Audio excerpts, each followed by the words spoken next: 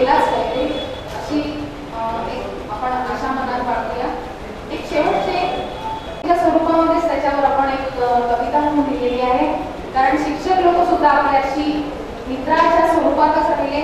त्याचमुळे आपण आपलं जे शाळेचं जे वास्तव्य आहे ते खेळीमेळीच्या वातावरणामध्ये आपण ते गाणे म्हटली असतील, रांगोळ्या काढलेल्या असतील, चित्रकले स्पर्धेत भाग घेतला असेल, आपण सहलीला गेलो होतो ती पण आठवण आहे. आपण ग्राउंडवर आपले कार्यक्रम, एक मोठा कार्यक्रम झाला होता मला तो आठवतो, तो सुद्धा स्टेज वगैरे होता. प्रत्येकाने ते कल्चरल प्रोग्राम त्याच्यामध्ये झाले होते. तर हे विविध प्रयोग जे आपण त्या बालपणामध्ये केलेले आहेत या शाळेच्या सानिध्यामध्ये झालेले आहेत. तर आपल्या त्या मुवमेंटवर एक मैत्रीची आपण एक कविता म्हणून लिहिलेली आहे. तर एक छोटंसं 2 ओळीचं सगळ्यांना कदाचित ते माहीत असेल. ये पल बहुत याद आएंगे, अकेले जब भी होंगे, साथ गुजरे हुए लम्हे याद आएंगे. पैसे तो बहुत होंगे पर शायद खर्च करने के लिए लम्हे कब पड़ जाएंगे. एक कप चाय याद दोस्तों की दिलाएगी, यही सोचते सोचते फिर से आंखें नम हो जाएगी. दिल खोलकर इन लम्हों को जीतो यारो, जिंदगी अपना इतिहास फिर नहीं दोहराएगी.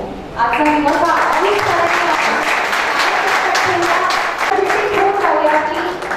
सगळेजण एकमेकांशी बांधली आहोत. ही एक आपण समाजाने या ठिकाणी लिहिणार आहोत.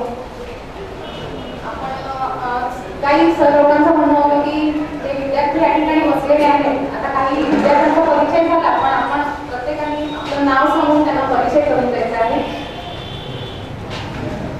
झालेले आहे. नंतर मी MA केलं आहे, नंतर MA केलेलं आहे, आता MPhil करते आहे आणि मी पुण्यात MIT कॉलेज ऑफ मॅनेजमेंटला लायब्ररीयन म्हणून काम करते आहे.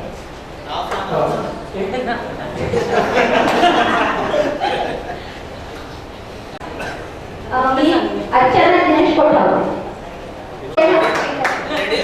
तुझं नाव सांगा आणि नंतर आपला आता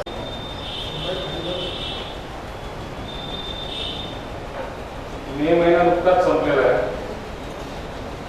प्रचंड उष्णतेने मनमाड तापलेलं, अंगाची काळजी होते. मन पावसाकडे हिरविरत आहे किंवा पावसाकडे डोळे लागलेले. गारव्याची अपेक्षा आहे, पाऊस येत नाहीये. पुन्हा पण चलबिचल होत आहे. अशा परिस्थितीत अचानक पावसाचा शिडकावा व्हावा, सगळीकडे गारवा पसरावा, एक वेगळ्या प्रकारचा आनंद निर्माण व्हावा, मनामध्ये खुशीची लहर उठावी. माझ्या मते आजचा जो कोसळणारा पाऊस आहे तो म्हणजे G87. जून महिन्यामध्ये आलेली मनमाडच्या नशिबातली ही पहिली गारव्याची सर.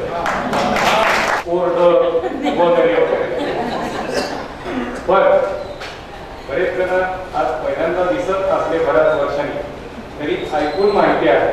चेहरे तर जवळजवळ सगळे ओळखीचेच आहेत. मनमाडला नेहमीच आपण कोरडं म्हटलेलं आहे.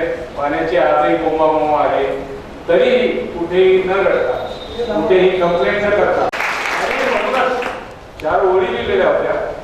पाणी नसलेल्या गावात पाणीदार माणसं आहेत, पाणी नसलेल्या गावात पाणीदार माणसं आहेत आणि शेती नसलेल्या गावात सोन्याची कणसं.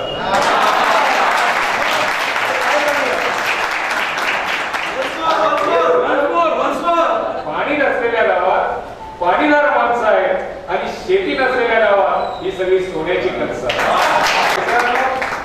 एक संस्था चालक म्हणून, एक शाळेचा प्रतिनिधी म्हणून काय कमी आहे माझ्याशी? अरे नसेल ना पाणी, पण पाणीदार माणसं लाख पाण्यामध्ये पाणी घालवता आहेत, याचा आम्हाला या शाळेला निश्चित अभिमान आहे. तुम्ही सर्वजण या ठिकाणी आला, आपल्या शाळेची आठवण काढली, आपल्या मित्रमैत्रिणींची आठवण काढली. या मी संस्था चालक म्हणून इथे आलो त्यावेळेस बरेच जण हेच मला शिकवणारे शिक्षक पण त्याही काळात कंटिन्यू होते. आणि मग हळूहळू तुम्ही जसं या शाळेला सोडून गेलात, तुम्ही एकदाच सर्वजण एकाच वर्षी सोडून गेलात, पण मी एक करना कमवतो. एक जण आम्हाला या शाळेतनं निवृत्त होताना सोडताय, त्याचा क्षणोक्षणी आम्हाला दुःख वाटतं. ठाकूर सरांसारखे एक यशस्वी प्रिन्सिपल, त्यांची आठवण तर कायम आमच्या CB Sonawane sir, Bhosale sir, एक एक सोन्याचे मोहरे, एक एक हिरे या शाळेने पाहिलेले ते माझे पण शिक्षक होते. मी तेही आज आपल्यात नाही आहेत. हे सर्वजण जर या ठिकाणी असले तर आपण सर्वांना एकत्र बघून त्यांना निश्चितच आनंद वाटला. तरी पण आपण इथे आला, संस्थेच्या वतीने मी आपल्या सर्वांचं हार्दिक स्वागत करतो. गेल्याच आठवड्यामध्ये आपण आता एक बालपणीची आठवण काढतोय म्हणून त्या सुरुवात बोलतो. गेल्याच आठवड्यात माझे सगळे ताई दादा जपलेले होते, कारण माझ्या 5 वर्ष पुढची बॅचची तयारी केली आणि मग मी त्यांच्या दबावाखाली वावरतो. आज मात्र माझे छोटे भाऊ बंधू आहेत. आज मला तुमचा अधिकार गाजवायचा, त्याच्यामुळे मी जे जे बोलेल तुम्ही शांततेने ऐका. किती बरं वाटतं की माझाच एक स्नेही, माझाच एक छोटा भाऊ, मी त्याला सॅल्यूट घालतो पोलीस मध्ये या ठिकाणी. मला थोडं दुखलाय खोकलाय, मी माझ्या छोट्या भावाकडे जातो आणि मला उपचार कर. मला एक गरज पडली आहे, मी माझ्याच राजकारणी छोट्या भावाकडे जातोय आणि माझा प्रॉब्लेम आहे सोडव. किती बरं वाटतं मला. मला तर हे बरं वाटतं तर हे ज्यांनी तुम्हाला शिकवलंय त्या शिक्षकांच्या मनात किती मोठं त्याबद्दल कृतज्ञ असेल, किती आनंद वाटतात.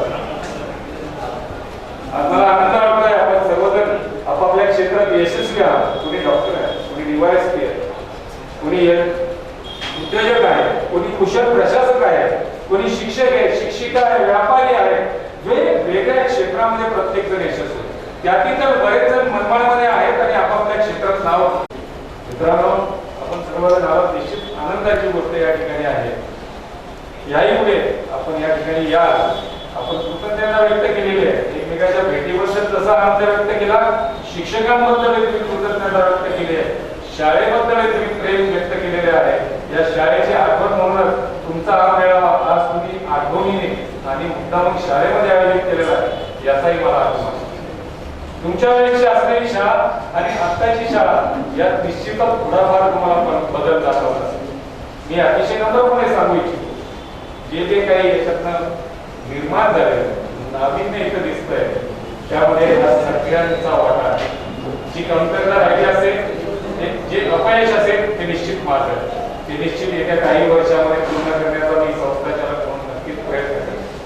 संतोष सोनवणे सारखा तुमच्या बॅचचा विद्यार्थी इतिहास आमचे एक यशस्वी शिक्षक आहे.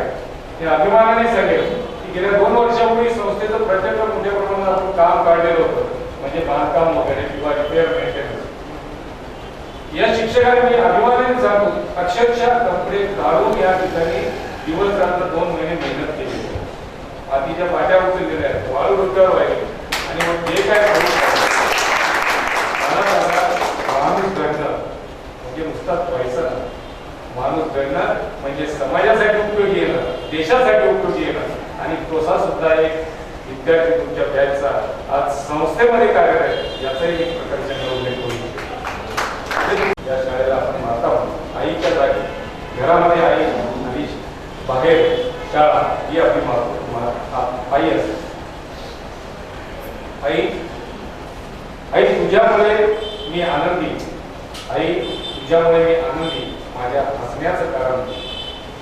आई तुझ्यामुळे मी आनंदी, माझ्या हसण्याचं कारण तू. आई तुझ्यामुळे माझे अस्तित्व आणि माझ्या हसण्याचं कारण तू. या भावनेने आपण या मातेविषयी कृतज्ञता व्यक्त करायला इथे जमणार.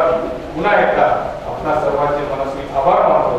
दुसरी गोष्ट, की नक्कीच तेवढा मोठा नाहीये, पण तुमचा मोठा दादा जरूर आहे, म्हणून तुम्ही मला आठवणी इथं बोलवलं असेल अशी मी छोटीशी समजूत करतो. मला त्याबद्दल आनंद मी त्याबद्दल व्यक्त करतो. आपल्या सर्वांची कृतज्ञता व्यक्त करतो. आणि मुख्य म्हणजे बऱ्याच वर्षानंतर या सर्व माझ्या गुरुजनांना एका ठिकाणी बघण्याचा मला आज अगदी हा मोठा सोहळा निर्माण झालेला किंवा योगायोग झालेला आहे.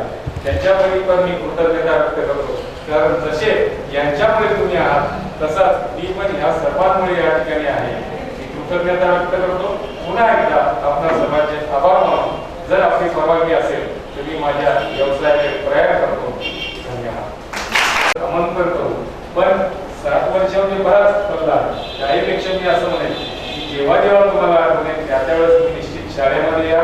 शाळेमध्ये तुम्हाला जे काय भेटता येईल, योगदान देता येईल ते पण द्या आणि या शाळेविषयी कृतज्ञता व्यक्त